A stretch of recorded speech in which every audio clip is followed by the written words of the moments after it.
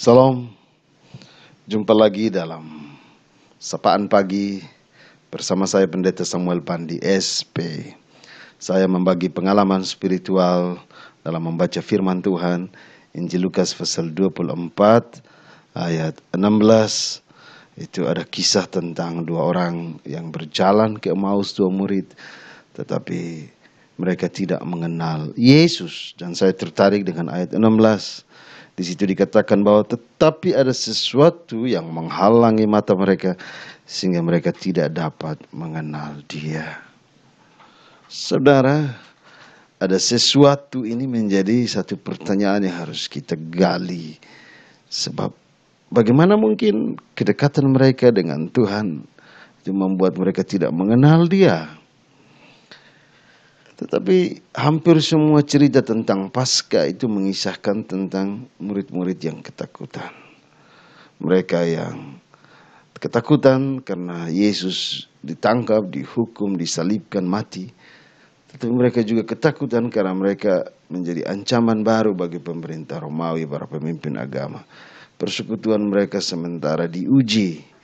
Sehingga rasa takut itulah kemungkinan besar yang menutupi cara pandang mereka terhadap siapa Yesus.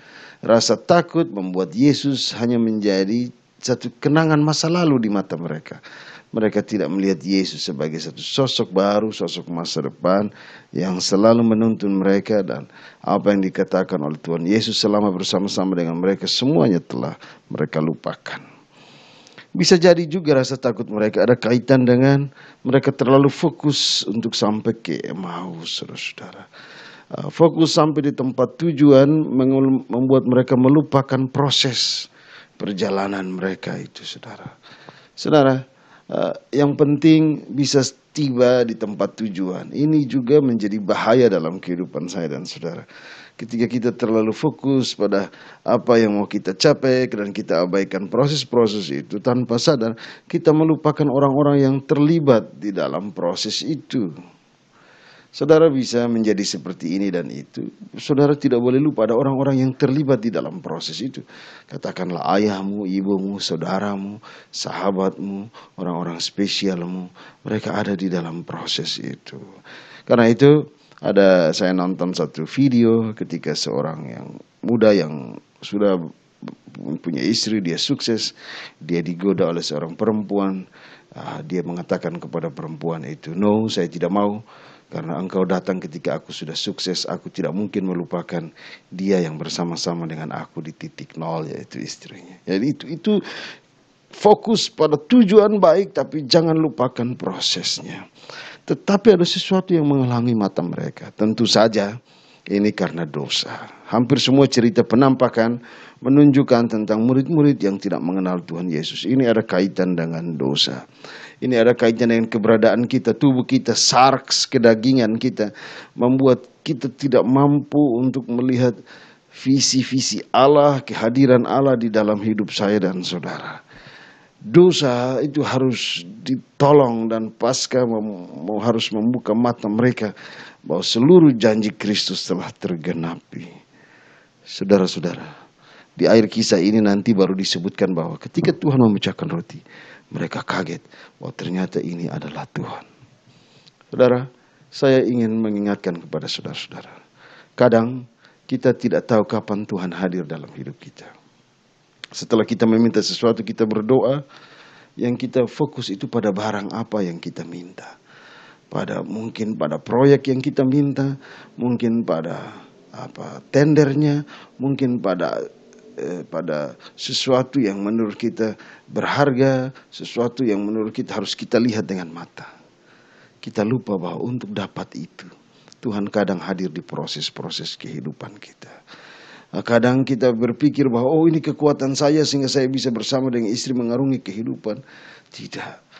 Engkau bisa kuat sampai sekarang karena di saat engkau dan istrimu lemah, engkau dan istrimu berbeda pendapat, engkau dan istrimu bertengkar, Tuhan hadir lewat keheningan, membuka hatimu, Tuhan hadir di hatimu, membuka otakmu. Tuhan menyentuh engkau perlahan sehingga engkau belajar menyembuhkan dirimu sendiri. Kadang engkau pikir bahwa engkau bisa dapat sesuatu karena ini ini karena hasil usaha kerja keras saya. Tidak. Tuhan menghadirkan orang lain dalam hidupmu, membantu engkau. Tuhan memuluskan jalanmu, menjaga kesehatanmu. Tuhan menjaga semua keberadaanmu sehingga engkau bisa mendapat semua itu. Karena itu, tolong temukan Tuhan dalam hidupmu. Mungkin suara-suara kecil yang ada di sekitarmu. Mungkin hanya senyuman dari istrimu. Sapaan ketika Tuhan hadir lewat karya buah tangan orang-orang yang bekerja di rumahmu, di kantormu. Orang-orang yang menolong engkau menyiapkan makanan pagi, menyapu rumahmu. Orang-orang yang cukup menyapamu dengan selamat pagi. Anak-anakmu yang datang dan memelukmu. Itu cara-cara Tuhan hadir. Teman-teman, sahabatmu di kantor yang datang dan menyapa engkau. Kawan-kawan, sahabatmu yang menguatkan engkau ketika engkau berada di persoalan kehidupan. Itu cara Tuhan menyapamu. Jangan pernah melupakan kehadiran Tuhan dengan kehadirannya lewat orang lain yang ada di sekitar kita. Mata kita, dosa yang menghalangi kita, tidak boleh membuat kita melihat kebesaran Tuhan yang terjadi tanpa kita sadari. Tuhan memberi kekuatan pada kita supaya dalam setiap hal apapun kita mengerti Tuhan hadir di situ. Salam pagi, Tuhan memberkati. Mari kita berdoa. Tuhan Yesus, kuatkan hati kami, kuatkan kami semua di mana saja berada, agar kami menyadari kehadiran-Mu di sepanjang hidup kami. Dan mulai pagi ini kami tahu bahwa Tuhan taruh orang-orang baik di sekitar kami. Tuhan taruh kami untuk belajar menemukan Engkau di tengah tantangan. Tuhan menolong kami kini dan selama-lamanya. Amin.